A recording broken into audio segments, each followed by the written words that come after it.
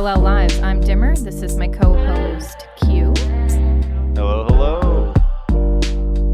Today we're doing part 4 of the Guide to Maladaptive Daydreaming, The Void. We're talking about that with Michael, currently a college student in Virginia, but he is from Brazil. Yeah, we have a ton of Brazilian members on the Discord too. We were just talking about that. There's like a weird amount of Brazilians. Okay, like just I killed was about to say if y'all like Brazilians, come to the Discord, but now you got that out. They got crazy pizza. That's Hey, a man. thing, right? That's a thing? It is. I love the pizza. Y'all, it's not Brazilians that are crazy. It's just that Americans don't know how to do pizza. I'm sorry, y'all, but like the pizza All in right. Brazil, Hold on is now. it's so good. It's just like, well, the actual pizza. If you actually look it up, there was one time I was eating cheese pizza and I added corn on it, and all my American friends were like, "Why are you doing that? You're a monster." Mm-hmm. So for you pizza-loving Brazilians and everybody else out there, part 4, The Void for Ereta's Guide to Maladaptive Daydreaming. Yes, So. yes. And I would say, like, go back and listen to all the other parts, but you really don't have to. You can take these piecemeal. Like, if you miss the first 3, don't worry about it. Dimmer will not chill for this podcast, but I will. Make sure to like, comment, and subscribe on all 3 previous parts that we did on Ereta's Guide to Maladaptive Daydreaming. It's a lot of this is a 5-part series, and I feel like that's a lot for someone to follow along. So I just want to reassure everybody out there, like, if you missed one, no big deal. It's fine. But if you want to do part 4 alone, continue listening. If you loved us, though, you would go back and listen. If you loved us, if you really like the podcast, feel free to listen to it. And if you've already listened to it, do so again. Feel free. But when going over the Void, Ereta starts with a small poem. Would you like to read it, or would you like me to read it? Because I'm not exactly good at reading poems. I'm not a poem guy. I don't. Yeah. Okay. Wake, butterfly. It's late, and we've miles to go together. Mm-hmm. By Basho. Basho? Yeah, it reminds me of another poem. When I read this, actually reminds me of 2 poems. I like poetry, by the way. Mm-hmm. But yeah, no, there's, what is it? The one on the 1-ton temple bell, a moon moth folded into sleep sits still. That's the poem it reminded me of. Mm-hmm. That's it. That's the whole poem. Now that's how she starts. And this part's larger than the part 3, wouldn't you say? This one's a little bit more significant. This one's a lot longer, which is weird because I think I actually have less to say about it. Mm-hmm. I feel like part of the reason why is also because she has been doing in this chapter a lot of what she did before. So yeah I feel like that's kind of why. Yeah, I don't want to be repeating myself a ton. And I feel like, the major things I have to say about this part are things I've already covered in like the first 3. So I'm going to try to avoid just like restating all that. I'm going to try, but. Well, since I seem to have been the guy who has been really nitpicky about how it has been written and how it has been formatted, I will say the fact that she actually partitions it out into, well, I guess 4 parts really, but an introduction, and then she uses headers: the void, breaking through numbness, and then relapse with a question mark, of course. Relapse, and I did like that quite a bit. I like this presentation a lot, the way she ended up partitioning it out. So I guess if we went through the intro real quick, if you don't have much to say about it, I know that I just liked it. It seemed like a couple repeating thing. She repeated herself a little bit when she mentioned like weaning off gradually or going cold turkey, which is how she opens. The physical cessation of engaging in MD is a prerequisite for stopping it. Yeah, so that part, this opening paragraph is actually one that I have like had to, I was like, damn, is that where I got the idea? Because this is something I tell people to do. The physical cessation of sorry. Physical cessation of engaging in MD is a prerequisite for stopping it. Force yourself to stop daydreaming for a certain period of time, not to stop MD altogether, but to release and identify underlying toxic emotions. And that's something that I tell people to do too. Like, if you want to know if you have MD, try to stop daydreaming just for a couple of days. The point is to fail. So that you can see what's hiding underneath it, so that you can get clues about what the root cause might be from what bubbles up from underneath the maladaptive daydreaming. If it's anxiety, listlessness, depression, something like that. But you can't see that while you're daydreaming, so you have to stop for a little bit and see what happens. And not just the emotional, but sometimes the physical as well. Being off of it for Yeah. too long will end up. Would you say it like starts the brain fog, or it just continues? It gets worse. It's different for different people, but you will have physical as well as emotional changes when trying to wean off of it. So be careful, of course. Um, Yeah. Is that something but you've ever tried to do, Marco? Is like she's talking about, like, stop it for a bit to see what's under it? Okay, so basically, I've been kind of forced to not do it. And that's pretty much when I realized that it was something that was like abnormal. Because a lot of times I caught myself like going to a friend's house and, okay, I could like stay talking to them for a while. But if there was a time in the day that I hadn't daydreamed yet, I would go to like a separate room and I would just like daydream for like 15 minutes. So it's definitely something I struggle with. Like, just like I daydream every day. So for me, it's something that like even like just moving now to college, my first day was very kind of like stressful and very emotional. And, I didn't daydream that day. The second day, I remember feeling so much anxiety and I felt like just so emotional about everything. And I couldn't daydream.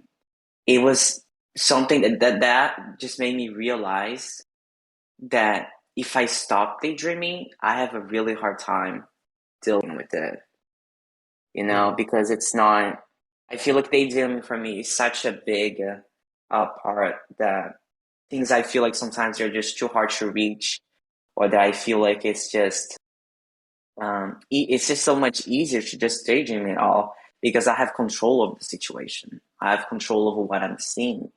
And that is a big struggle for me that was a big struggle when I just got to college because I had an expectation of a lot of things.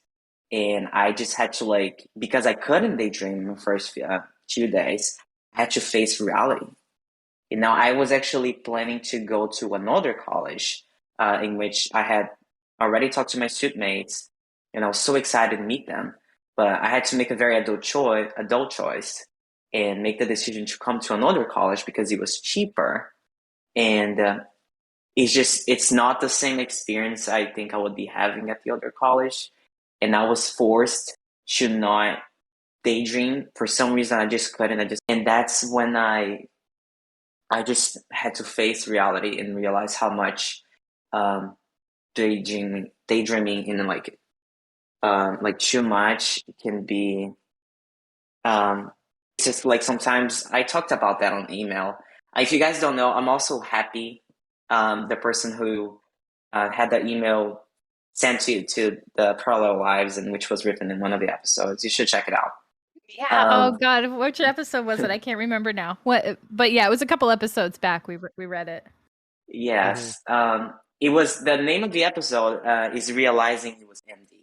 That's the name of the episode.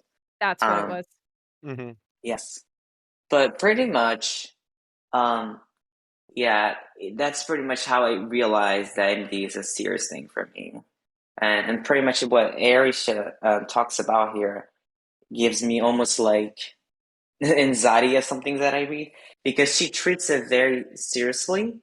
And as I read through this, the way she just doesn't say anything good about MD or anything like that, and she just wants you to completely stop it, makes me like very worried because I know that this is something that I struggle like stopping it and everything. But what I also realized is that because a lot of times I daydream, because I daydream about myself, about like things that I wish were happening, but it's still like not like I'm not the kind of daydreamer that like would think of like different characters, for example.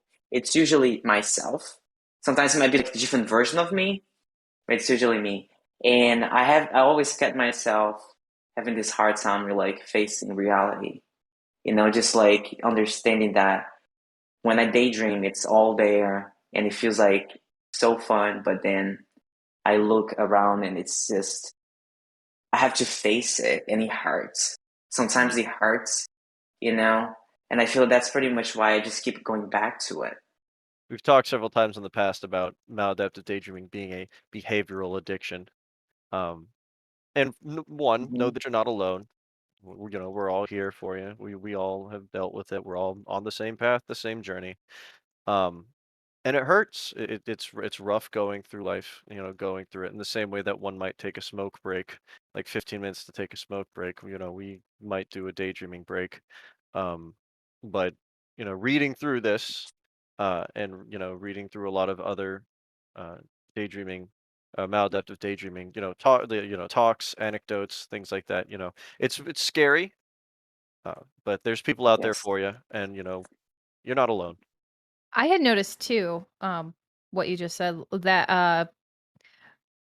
that this series can be a little scary for people because she is like in the first three parts, she very much comes across as if she's like you have to stop daydreaming completely, like yesterday, get to work and quit, throw it away.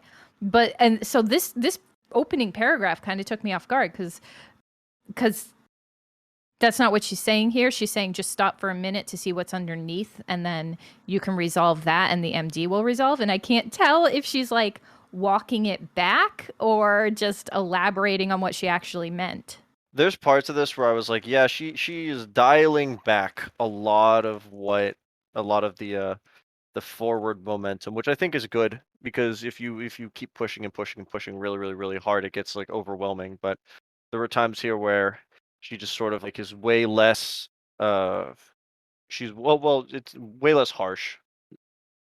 Yeah, I feel like she's definitely here in this capture, just talking in a lot of like really different ways that you can really just analyze how daydreaming in excess is like affecting your life. But I feel like the goal is still the same. Like Hmm. actually, the last sentence it says, "Break the disassociation of the self, and MD is gone." So like she's still the goal is to have MD as something that's not like occurring in your life anymore, which I feel like if it's up to if that's healthy or unhealthy, I feel like that's really up to the person that is a maladaptive daydreaming, because I feel like people have different ways to think about their AMD. Some people don't really want to have it, and some people just never will like to like not have daydreamings. I feel like it can be healthy, and it's not like you just need to learn, because that's what I've been working with my therapist. And I have a hard time with this because my therapist actually she's very like strict when it comes to like trading my MD or talking through it, because she doesn't have enough data to do it. So what she's working with me is it's really just like trying to, because my MDs are so like specific to my life, is to actually try to like materialize these things, just put it out there, make the dream real. Because my dreams are things that I might be able to reach. Some of them are not. Um, and I just think it's like very interesting how you can call yourself this basically daydreaming, and sometimes you don't even realize that that is basically saying something that you're not acknowledging about yourself. A lot of times I would daydream about things that would make me realize things about my personality or the way that I want to be perceived by other people. So that is something that I just think it's very interesting. and how much like your daydreams can like tell about yourself. And I think that's for every maladaptive daydreamer, because at the end of the day, it's your mind. Your mind's creating all of that. So I definitely feel like one thing that she does here that I think it's really interesting is just basically ask people to look into it and just analyzing their daydream and just really see why it's occurring. And I think that every maladaptive daydreaming might really find really cool things about them and very interesting facts when it comes to like analyzing the daydreams or why they wish to have what they had when they're maladaptive daydreaming. I don't know. I half agree. Like all this comes from your mind, and there are things that you can definitely find out about yourself, and maybe even like where you're figure out how to resolve your issues and stuff through noticing like what themes and stuff come up. But I just honestly, for myself, I threw that all out the window a long time ago. I'm like, I don't want to sit here and pick apart the themes and get to the root. I don't Yeah. know, because I feel like the root is so far removed from who I am now that it almost doesn't matter. I was just gonna mention that I took my maladaptive daydreaming, like I came at it from a different direction, right? Rather than look at what my daydreamings meant to me and like what they were actually about. Um, I tried to I tried to find the cause of why I even started in the first place, coming from the outside, and the what Eretaia mentions. Once she begins the void, after the initial paragraph, it goes through the void, and she mentions in the first paragraph of the void, when you try to put an end to this madness, the one thing usually stands in your way, which is emotional bluntness, inability to connect to yourself and consequently to the real world. And she mentions that this sort of detachment isn't a product of maladaptive daydreaming. The numbness was already there, and maladaptive daydreaming was your way of dealing with it. I agree with the first part, but not with the second. I agree with what gets in the way. Or sorry, I that's a lie. I agree with I agree with the detachment already being there, and your maladaptive daydreaming being a way of dealing with it. For me, that emotional bluntness, that inability to connect, wasn't the biggest problem or the biggest hurdle I came across when attempting to deal with my maladaptive daydreaming. Before we segued, is that I found like there's value in looking into your daydreams and like finding like what you want from them. But since there's different ways of looking at it and different ways you can begin your journey and like, go through your journey of trying to minimize your daydreams, I just chose a different one.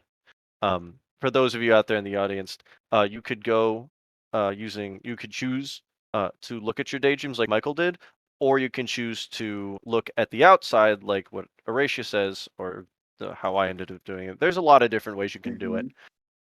Yeah. I think we know which one she's favoring. I just, when I looked at this, I don't want to say it's not that it's a wrong way. It's not a way that I disagree with. It's a way that I feel is irrelevant to me specifically, and maybe to other people who are like me. I because it just started so young. Like, was that numbness in me as a 4-year-old? Really? That's what you're gonna tell me? Like, that's how I feel. Hmm. Yeah, I agree.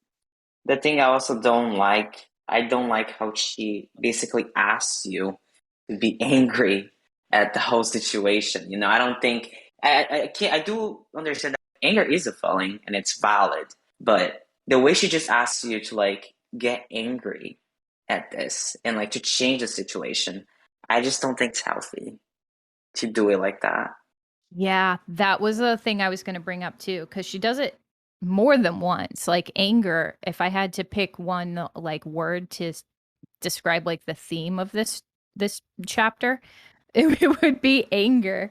And I understand that anger is what anger is. And there's no reason to vilify or demonize our own feelings. The anger can be constructive and good and helpful, and and it's something you need to look at and and deal with and, use constructively.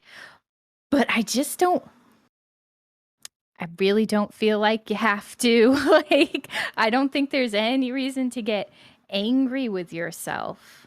I am angry enough at everybody else already. I don't need to be angry at my maladaptive daydreaming too. That's too much energy. That is Yeah. way too much energy. Your motivation to get better does not need to come from rock bottom. It doesn't need to come from a negative motivation. If you're the type of person who gets to doing things when you get angry, then by all means use anger to your benefit.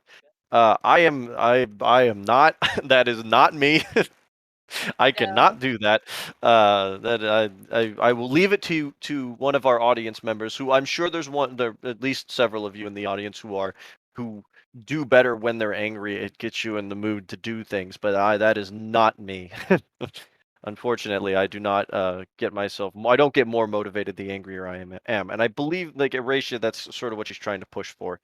And there are people who do, but not me. I did not sympathize with it. For sure. Holy cow, man. Yeah, I think It- it can definitely be dangerous. There's actually a spot where she says, seek situations that make you care about something other than your fantasy, even for just 10 seconds, whether it's destructive or beautiful. No, no, I do not didn't seek even out want to. destructive things. Oh God, I didn't even want to mention that. That Yeah. I read that and I was like, you know, that's a lot of things that I don't think is good to hear. It can lead to, because here's the thing, right? Is if you start searching for destructive behaviors, like in destructive things, it will eat you alive, unfortunately. Um, and the consequences of searching these destructive behaviors and things out is that it tends to create a negative feedback loop. Um, what I would advocate for is simply getting yourself to go out and look to be better, not to search for destructive things overall, because that will you'll find yourself in a bit of a pit, and we're already in enough of a pit already, with maladaptive daydreaming being the way that it is. So please do not seek out destructive behaviors. I'm not a therapist. We have to mention this a lot. We're not like therapists. We're not professionals. But I would suggest, as a member of this community, not to search out destructive behaviors. I'm going to say it a second time, or third, really. Geez, that I read that and I was like, man, that is not the way to go. Does anger motivate you, Michael? No. No. No, I think Okay, okay, most of the okay. times, no. Anger, most of the time, if I'm angry at something, that actually makes me want to stop doing it. Like, yeah. Because it gets into like, if I really get angry at something, it's really because I don't understand the situation. Oh, it depends on what exactly it is. But usually, if I'm angry at something, I just want to like move away from that and create something new, or maybe look for something else. What's I would say so. Anger, I can't use it as motivation. Maybe experience, like just struggling thing, or maybe sadness and stuff like that. I can use for like keep doing something, but anger, no. It really, because it never really. Well, I have tried, and it never gives me a good result if I use anger to try to do something, because it's just. I feel like it's just me. Honestly, I feel like I do not like working with anger. I'm really like, sometimes I feel like I can be very like diplomatic about certain things, and I just don't think anger would be the solution for certain things. I think it can be great if it motivates people, but for me, it doesn't really work. What's also important to mention is there's different kinds of anger, right? Um, for instance, there's a difference between spite and vengeance. I guess I'll put it this way. Humans, since the beginning of time, have done a great many things and have accomplished a great many feats in the name of spiting somebody else or spiting something else, right? But that's different from vengeance as a related emotion, because they have different motivations, right? for instance, spite, you're pushing yourself forward farther, faster, harder, better, stronger, so that you can beat something else oftentimes, right? And there's a variety of different types of spite. But in terms of, there's a difference between that and vengeance, where you are seeking to, I guess in this context, you'd be, because the way I got it was, she wants you to be mad with MD, and like seek vengeance upon whatever, like the trouble, that it's caused you, right?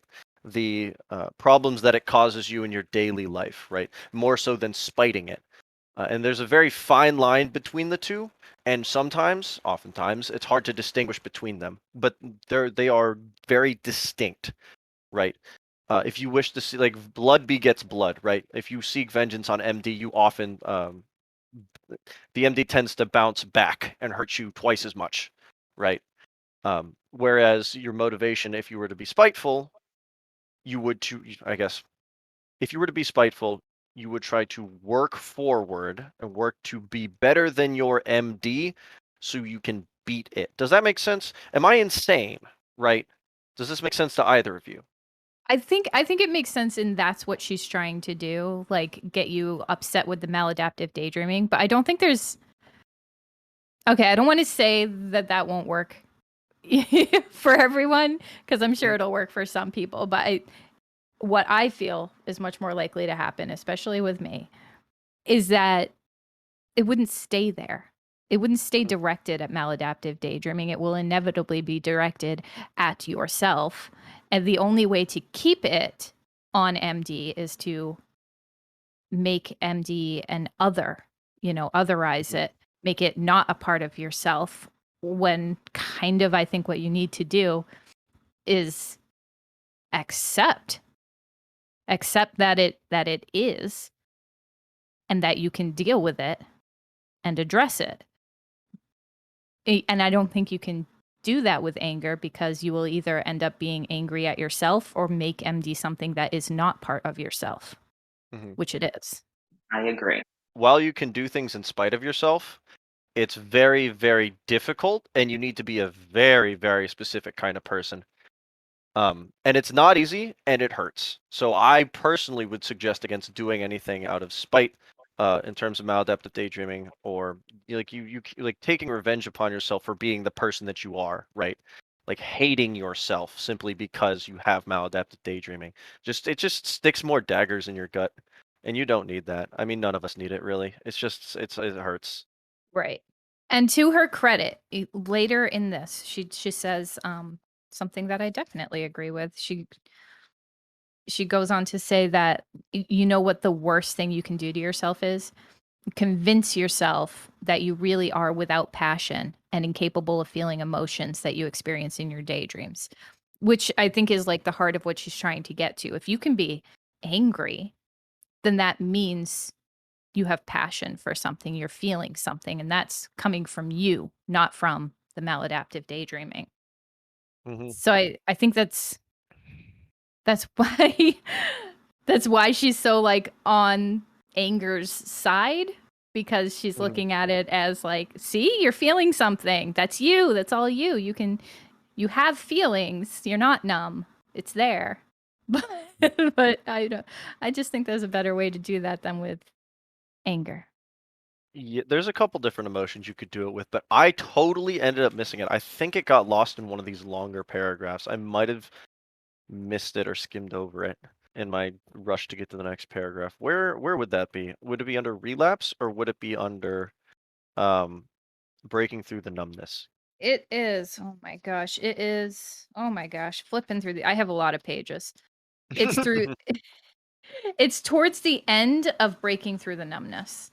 Okay. It's like, Yeah. yeah. Because then that makes sense, because that would cause you having feelings, and like any kind of, well, yeah, having feelings would cause you to break through the numbness, that you feel like you're a vessel only for your daydreams. That does make sense. Okay. Because I was confused as to why it was named breaking through the numbness. So I believe that was complete miss on my part. Like we might have mentioned a little bit earlier.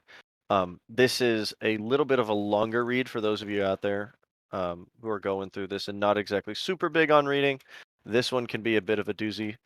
But there's quite a bit here. And we went to the void immediately to breaking through the numbness. Is there anything else we want to say about the void? Oh my gosh. Let me flip back through. I, We are so bad at going through these in order. every time I say we're gonna go through top to bottom, and then we never do. I'm kind of mosey around. We do. Mm-hmm. Oh, yeah. So in numbness, no, not numbness. Oh my God. In the void. Yeah, what we were talking about before, that the numbness was already there and MD was your way of dealing with it. That's really the only part in here that I made like a big note of, because I just don't think it was true. I really don't think it's true. At least not in my case. And so many people start so young. The earliest daydreams I can remember, I was like 5 years old. And I don't think the numbness was already there. I think it was a product of the maladaptive daydreaming. So all this advice and stuff that's, telling you to get back to yourself, get back to what you felt before maladaptive daydreaming. There is no time before that. And I think my propensity for daydreaming is what led to numbness, not the other way around at all. Mm-hmm. I did make a note towards the bottom of it, of the void where it says, let's see, slow process. The numbness you How do feel you, on. Hmm? I was going to ask Michael, like, which one do you think came first for you? The chicken or the egg? Okay, so first, can you actually like define numbness? Because I was a little bit confused when she said numbness there. Lack of feeling, lack of emotion, I believe. Okay, okay. I feel like in Maladaptive Daydreaming, well, I also started Maladaptive Daydreaming at a very early age. I believe I was, well, when I remember, I think I was 6. I really, I feel like no, I was also a very emotional kid, and I think the numbness when it comes to the emotions thing was never really there. I think that my emotions were always very involved in my Maladaptive Daydreaming, and my emotions actually led me to the Maladaptive Daydreaming. Does that actually answer the question? Yeah, I think so. All right. Yeah, pretty much. Always. Yeah, I always think to say that when I'm out after daydream and a daydream, for me it's like the feeling is so real. For me, it's very emotional oriented, and it's always been. That's pretty much why music is something that really gets me into daydreaming. TV shows, anything that like makes me feel emotions will pretty much trigger my daydreamings. So the emotions come first and then the daydreams come. So you do feel, because I think what she's saying is that MDers feel like they can only experience emotion to its fullest in a daydream. They can't feel Mm-hmm. they can't feel an emotion to its fullest in real life. That is interesting. Yeah, which I don't. I do think. Yeah, go ahead. I was just gonna say I don't disagree with that. I just don't think that it's the cause of MD. I think MD causes it. Well, I do have to say that MD lets me express my emotions sometimes even way better than I do in real life, and that the emotions are stronger when I do daydream instead of just like feeling it. Especially that's the thing I also have with music. I'm the kind of person that like if I listen to music, I cannot concentrate on anything else. I just really feel it, and then I start daydreaming. Um, yeah, and it's totally different if I try to stop the daydream and just listen to the song. So most of the time with music, if I don't connect with the music, I cannot daydream with it. It's like I don't even see the point of listening to it anyway. I sometimes I think about this, where when the plague came and went, if anybody remembers the plague, um, the 2020 plague, whatever that was called, people put on a bunch of masks, and when in my area, when everybody went back, and it took a couple of years, but everybody went back out into the wild, it was difficult for people to socialize again because they had been isolated for so long.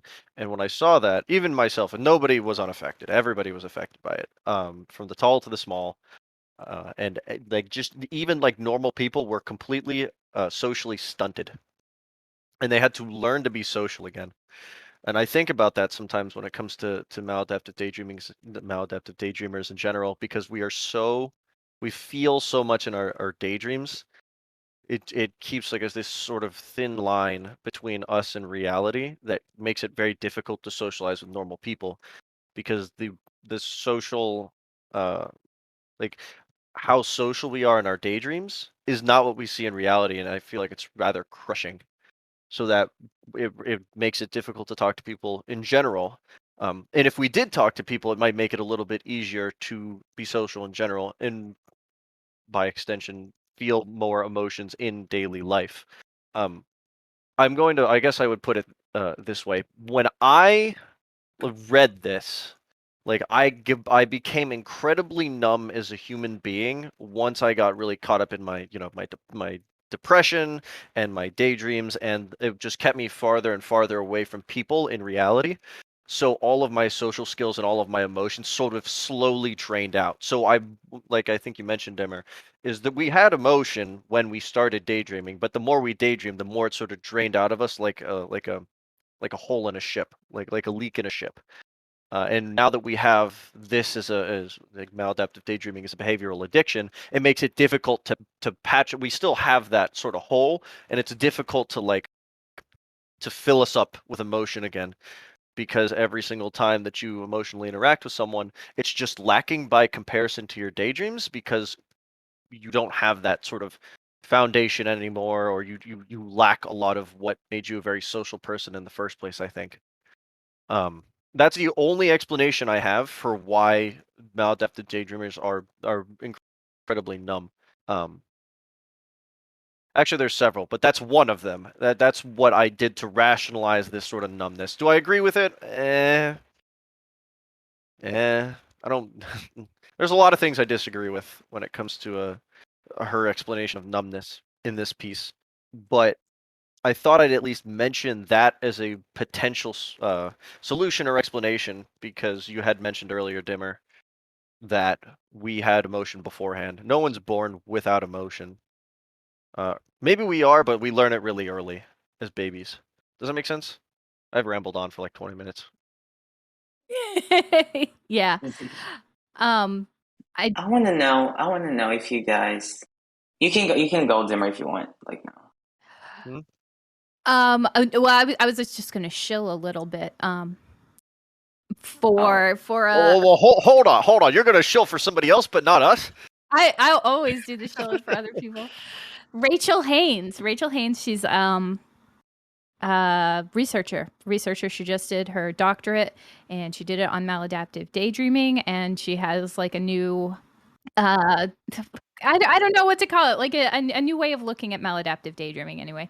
The other papers have come out about MD as a dissociative disorder, or a behavioral addiction, or we should look at it this way or this way. And she's proposing that it's an emotional growth kind of thing. And I wish I had time to read the paper before like we started this particular episode, but it only came out the other day, and I haven't sat down to read it. So I don't know. I don't even know if it's relevant to this episode, but it's out there. I wanted to mention it. I will link it in the description. Fantastic. That's it. Michael? Yes. I just want to know what you guys think of the part where she talks about. She compares to either pornography or even like different drugs to maladaptive daydreaming, when she says people addicted to pornography usually cannot experience intimate or sexual feelings with a real person yet. Hey, it's sex they crave. A daydreamer who craves connection to something but cannot connect to anything isn't any different. I don't know if I agree with that because it's such a different example, I would say. Um, and I do believe what I think she's trying to say here, that she thinks she's saying that someone who maladaptive daydreams she's trying to say that you were never going to be able to feel in real life the way you feel when you're maladaptive daydreaming. Is that what she's saying?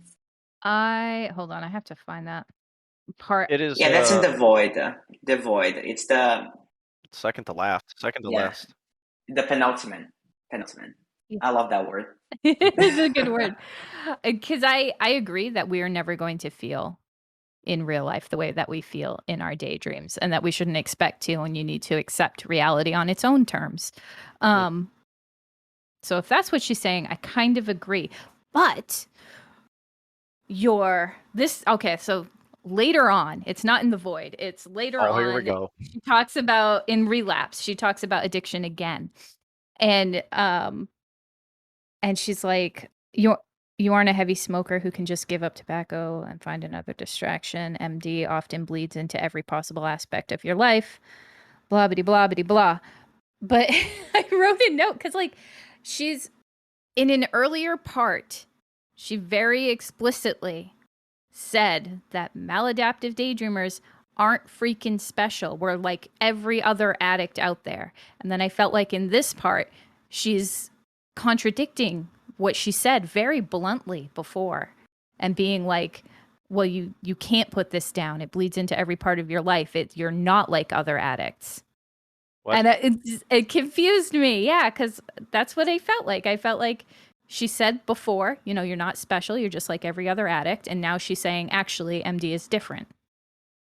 Like, I can understand if Yeah. she's like, it's similar yet very distinct, but they're could have said that a little differently. That wording is very strange. Like, I get what she's saying, where it's like you are just another addict, but like you aren't a heavy smoker who can give up tobacco. Oh my lord. Oh, hold on. Yeah, you aren't a heavy smoker who can just give up tobacco and find another distraction. Now, like I read through this, now I'm reading through it again, and I'm not entirely sure what she's trying to say here.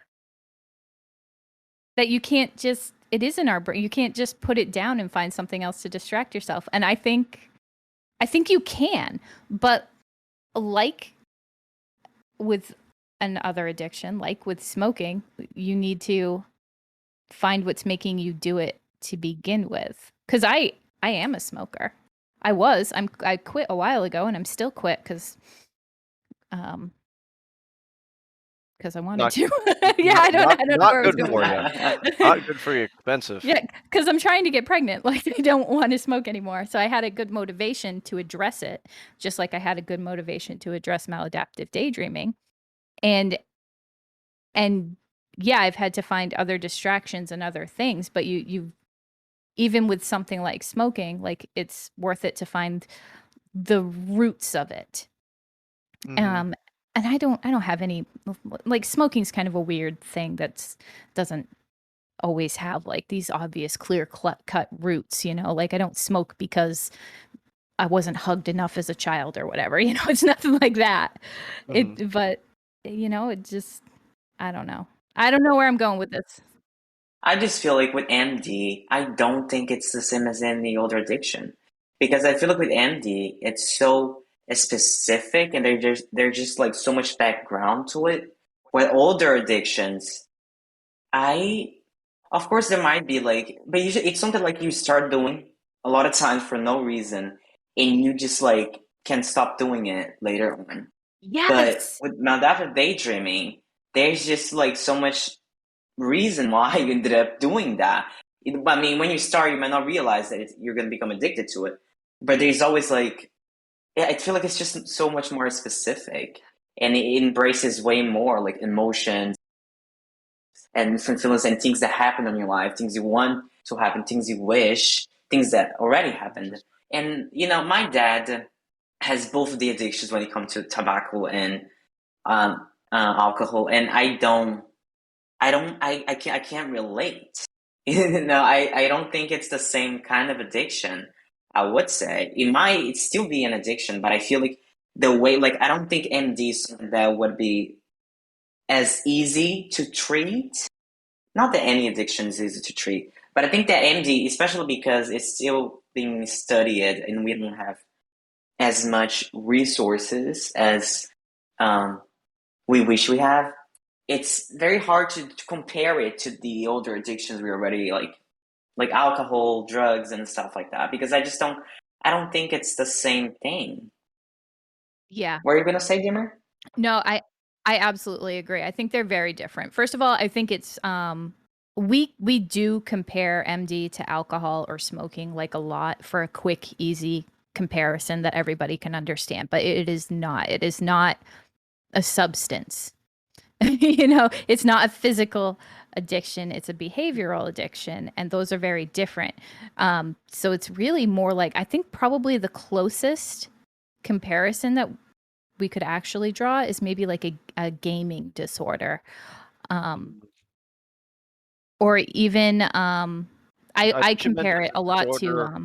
yeah, I compare it a lot to overeating, like a food addiction, because food is something you can't not eat. You know, Mhm. you have to fix your relationship to food, and find out what's making you eat in a maladaptive way, shall we say. Mhm. Like you have to do a daydreaming. You can't just turn off your mind and never have a flight of fancy. That's not how the brain works. You have to fix your relationship to it. Mhm. So I do think they're very different addictions, and these comparisons are always going to be problematic.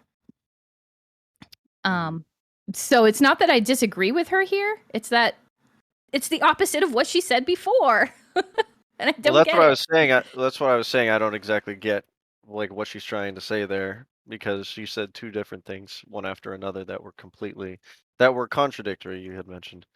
Um, so I didn't. I tossed that out. I was like, I'm just going to leave that over there. I'm trying to search through exactly. So we've gone over a bunch of the void.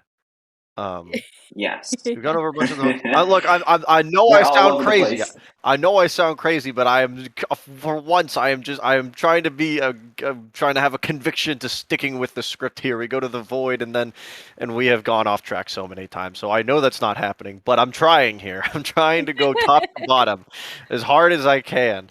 We went over a bunch in the void. We went over a bunch of the anger stuff in where is it? Breaking through the numbness, and we were going over a couple things in relapse. Michael, did you have anything you wanted to say before we move on? From the void, no, no, I don't think so. Okay, I'm trying to for once keep a structure. It's not working. No way. But I gave up on that in the first episode. a man can dream.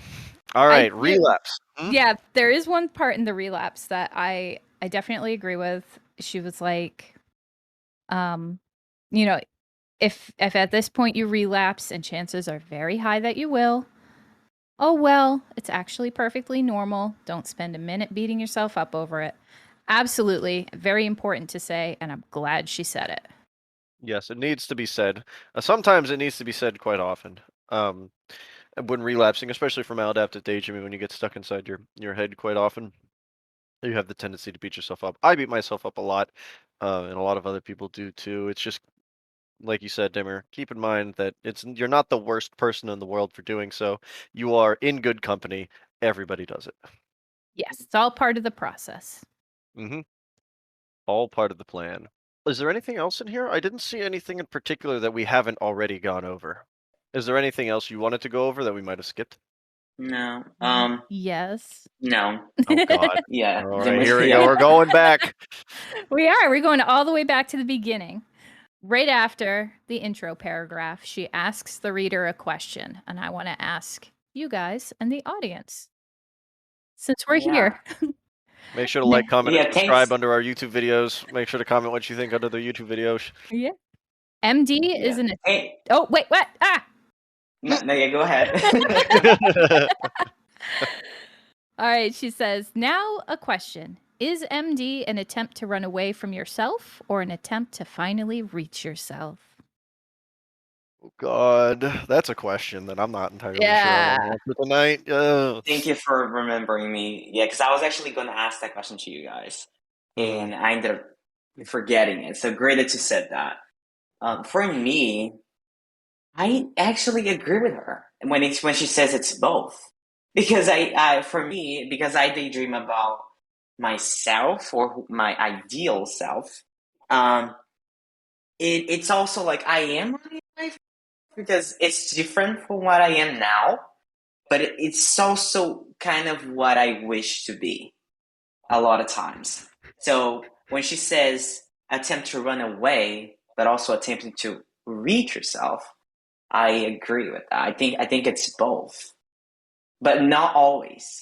I think it depends on the person. For me, it's not I'm not exactly running from myself, but I am attempting to find an escape. More so, I was trying, when I started, when I realized it was like a problem, I realized that I was doing it to escape the people around me because I was in an environment that was difficult to function in. So I guess if I had to pick out of the two, which wouldn't be entirely like a one-to-one comparison, I think it'd be more of a way of just existing within myself and finding a way to my center. But in terms of like actually attempting to find my one true self, I guess you could say, over like running away from myself, I don't know if it'd be either. To be perfectly honest, it was more of an environmental. It was more of a response to my environment. So I don't know that does not answer the question. I realize, but that's the best answer I have because that's what it is to me. Like Michael said, it's different for different people.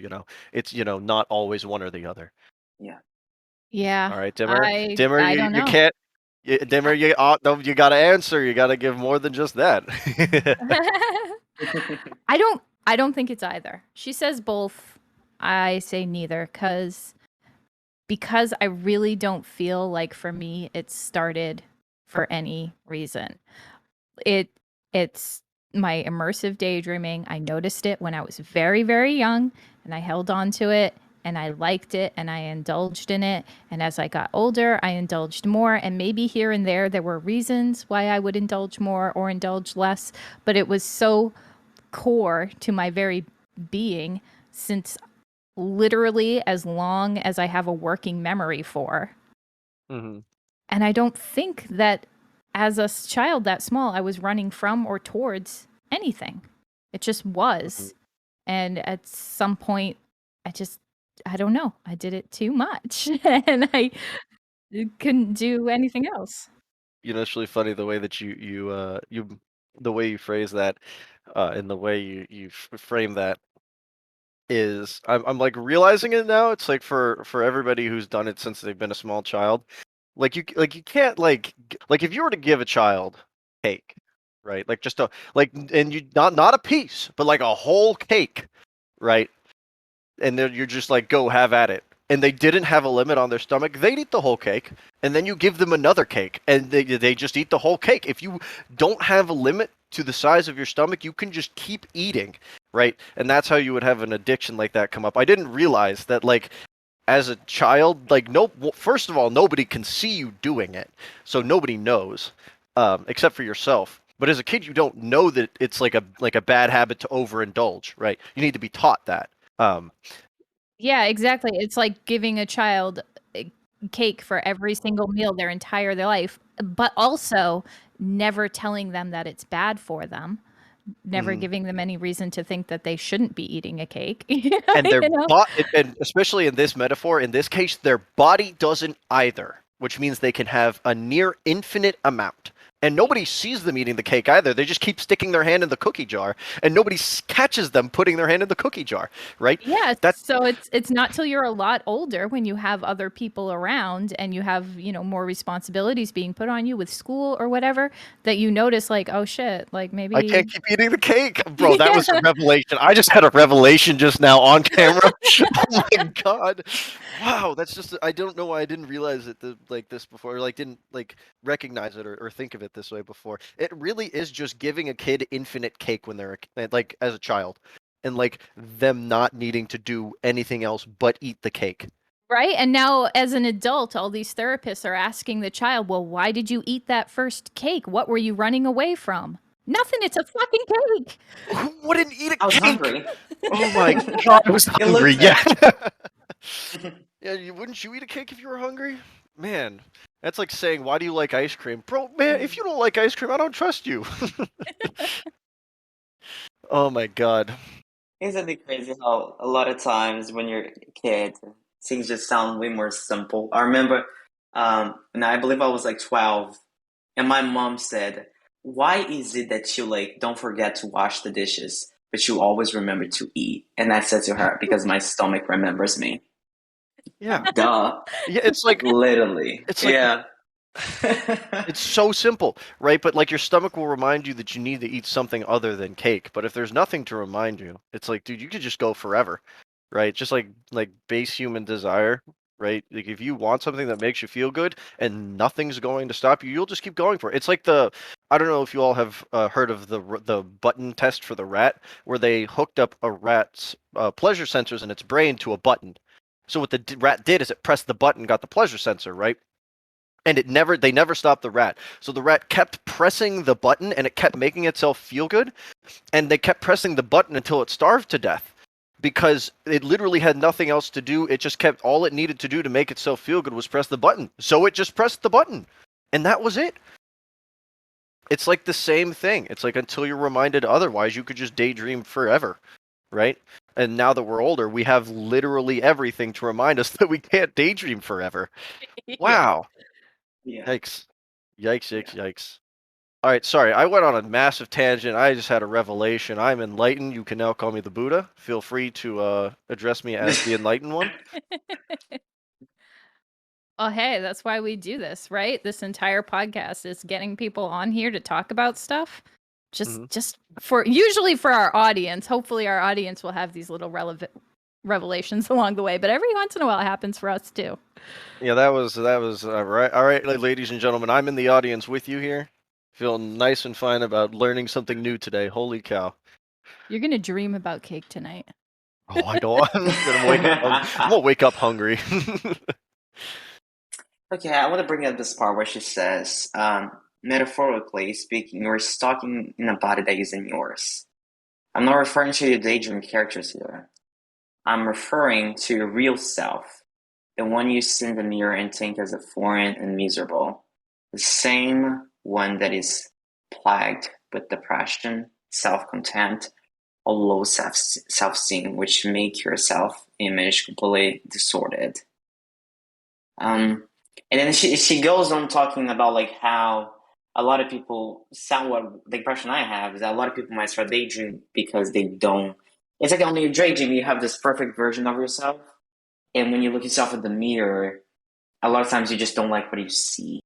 And I think she's trying to say that that might have been the reason why a lot of people might daydream about themselves or daydream that things are different because they're just not satisfied in how she used, like people still using a daydream as a escape mechanism, I would say, of reality.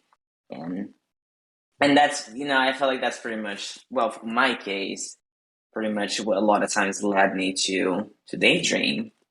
Not always, but a lot of times I felt like, I think she was basically trying to talk about, okay, how maladaptive daydreaming a lot of times is something that people go to because they don't like their own reality. And you keep, for me, this is a big thing. Like there's daydreaming, there's reality, and it's always a big issue. And I didn't realize how much of a big thing it was until I started realizing that it was kind of like making me feel bad about my current life. I feel like it's just expectation. A lot of times people would just say, "Hey, Michael, what are you doing with your life?" and stuff like that. And my daydreams, it's like I was doing a lot. I felt like I was doing a lot, but a lot of times I was forced to face reality. Yeah, so she says here that your MD isn't a protest against reality. It's a protest against this broken, distorted self. It's not you as you should have been. And I mean, I kind of okay, so I can see I that this disagree. yeah, I agree halfway because I think that is how MD makes you feel, especially when you're in the thick of it. You are kind of detached from yourself and you come out and we know how the crash is. The crash hurts and you look in the mirror while you're in the crash and you're like, wow, I'm a piece of shit. and you can feel that way, like this isn't supposed to be me. I'm not supposed to be here. I think we talked about that feeling in one of the last episodes. And like I get that, but I also want to say, like, I think maybe she hadn't been, maybe she was still going through it when she wrote this, because I feel like, at least for me, that I am beyond that now. Like I for the most part, I like myself. I'm pretty confident. You know, I don't have these self-esteem issues that I might have had back then. And I still struggle with maladaptive daydreaming. Like, it's not, that can probably cure some people, you know, reconciling all that, if that's the root of their issue. But I don't think that that's going to help everybody. Like, I don't have that anymore. And I still have the maladaptive daydreaming. I still have the addiction, even though this is solved. That's why when I read that, I was like, this feels more like a looking at the root cause. When I read through this, I thought of it as she was explaining why it started. Like, you just didn't like yourself, so you're like hiding, which would be thematic to what she was asking at the very beginning. Um, Rather than like looking at the crash and being like, oh, you know, I hate myself because it's, you know, it's the crash, right? It's the daydream crash. Um, but it didn't seem like that to me, because you still have these issues. You still have the maladaptive daydreaming even after you stop doing that. You still suffer from maladaptive daydreaming and still have to deal with it, even though there's way more times where you look in the mirror and you just don't feel like like you're awful, like the worst thing in the world, etc, right? Like, you will still have to deal with it even without that. There's a lot of push to, you know, discover the underlying cause and address that, and then the problem will resolve. And I don't think that that is always the truth, and I don't think that it's the truth for me. I'm not saying you shouldn't do it. You should definitely look at the underlying causes and address them. But for me, I feel like whatever made my daydreaming maladaptive, I am beyond that. But I Hmm. still have the addiction. Hmm. So like, you gotta come at it from both ways. It's not just going to magically resolve because you came to terms with your abuse or your loneliness or your whatever is causing it. Hmm. Still have to deal with the aftermath all the same. Yeah. I also feel like with MD, um, a lot of it's very related to, well, of course, it's my personal experience, but a lot of the times it's related to insecurity. Insecurity. I don't know how to pronounce the word. Yeah, Insecurity. insecurity. Yeah, just being insecure or just having a lot of anxiety to do something. And at your daydream, a lot of times you just feel way more comfortable. You might be by yourself, and it makes, and the feeling is just so real. Like, for example, there are things that I have the courage to like daydream about that I would probably not do in real life. Like, a lot of times if I'm listening to a song, I pretend that I have the amazing voice that the singer does, and I pretend I actually have that voice, and I'm the one. I'm literally on a stage singing, you know. And I know a lot of people who have the same kind of daydream. And I just think it's very interesting to see how a lot of times your daydreams are related to things you feel like you cannot achieve, or that you have a lot of anxiety, and that you would probably be like, you don't think that would be you would be good doing such thing, or you don't. So I just feel like a lot of times it can be related to unsatisfaction on your life, or something, or the way you do things. A lot of times people, like, let's say you don't have a lot of friends, you might daydream that you do. Or a lot of times you might daydream that you're like a big influencer, and that you have a bunch of like followers on Instagram. Because a lot of people, daydreaming, at least for me, it goes like big, you know? It's never just little things. If it is, then it sounds way bigger than that. Because at the end of the day, maladaptive daydreaming is something I usually ended up using to feel like I'm achieving, or that idealizing how it would be if I had achieved that, you know? So I just think that's that's interesting, and I somehow, when I read what you said, that MD isn't a protest against reality, it's a protest against this broken, distorted self. It came to me, like just like comparing who you are in your daydreams and who you are in real life. And I don't like when she said that you're like the actual self of you is like broken and distorted. I think that's what she's saying here. Because I just think that a lot of times daydreams are just like a projection of what like really into you, inside of you, that you feel like you cannot materialize outside, or that you feel like that might still be you. It's just that like on your daydreams, it's all there, and in reality it might not be, you know? So yeah, I don't think that you are always a different person in your daydreams and that your actual self is broken and distorted. I think that a lot of times your daydreams just reflect on the things that you wish you were, or how you wish things were for you now. Yeah. I think this is like the second time she has used the word broken to describe the MDer. And I agree with you. I don't think we're broken. And I don't think that that's a good Yeah. way to think of yourself. Um, whatever the maladaptive daydreaming is, like, maybe it's not working as intended, but it's not a broken part of you. You're not a broken person. Yes. I wish I had a better way to say that, because I feel like there's a very big thought behind it that I'm not articulating well. Mm-hmm. There's one thing that she says at this ending paragraph that I want to know what you guys think of.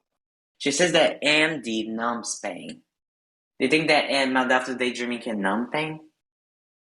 I think it distracts you from it, but it won't numb it. It will, well, I mean, I guess it will numb it in the sense that you won't feel it while you're in the daydream, because the daydream like blocks it out. That's what it does. It blocks it out, but it's not going to take it away. It's still going to be there when you come back. Yeah. Now, what she says at the end of this paragraph is, for me, it's very deep. Like, she says what I just said, like, MD numbs pain, and he also numbs the feeling of being alive. Your dream self might be alive, but you aren't, as long as you rely on MD not to fall apart. That Maladaptive Daydream ends up numbing the feeling of being alive. That for me is such a big thing, because I actually think sometimes I think that might be true, because a lot of times I feel like I spend just so much time on the daydreams and I don't materialize them, and then a lot of times make me feel sad, and it makes me feel like I'm not living my life. And I felt like I had some type of crisis, especially when I just got to college, like this week, my first 2 days, because I couldn't daydream.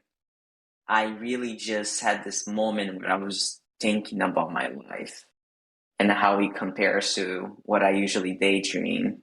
And I wonder if a lot of times I see maladaptive daydreaming as an obstacle, or something that makes it harder for me to press myself into the real world and achieve things, because you just, a lot of times I might feel like I'm insecure about doing that or achieving that, or just going through the path to actually achieve it.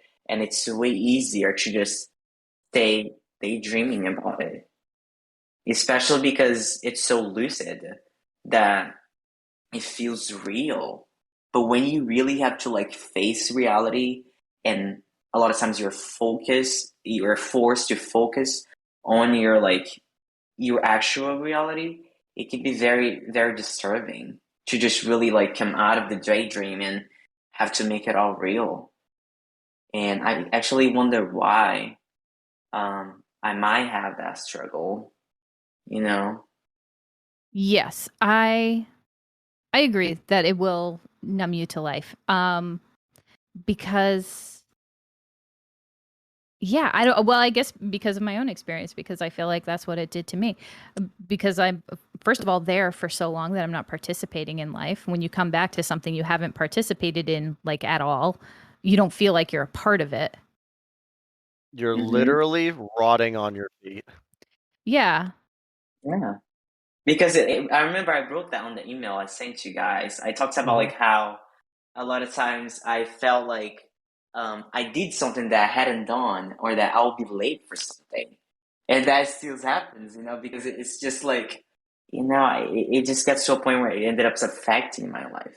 But to really see it, to really understand that, it's very hard, because at the moment it doesn't sound bad at all. For me, at least, I am concerned about this because I don't want to stop.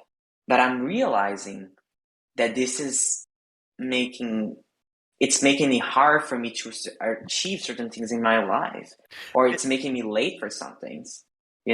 We mentioned a little bit earlier, like a couple episodes ago, where we were mentioning that a lot of people think we want to stop. No, we don't. We don't want to stop. Actually, we really want to continue. The problem is continuing we can't continue because it's causing us to be non-functional human beings in reality. So it's one of those. We mentioned it a little bit earlier, but that's just a little bit of a reiteration here. I can't do much more for the night, so I think is that about all we can do? Are we good for close, everybody? Yeah. Yeah. Yeah, me We too. can leave there. Yeah. Fantastic. I This wanted is going to to. be a pretty long episode.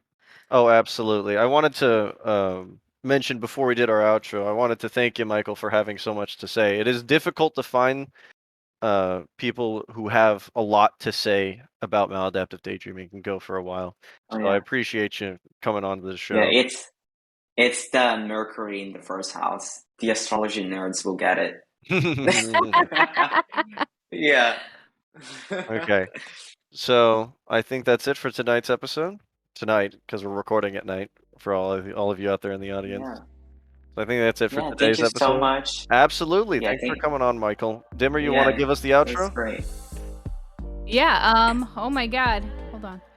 That's it for this episode of Parallel Lives. You can join the Discord, check out the description for links to various stuff, and like, subscribe, follow. We're on Spotify, YouTube, Google, Apple, Pocket Cast, all of them. Remember to like, comment, and subscribe, and share around every single one of our links.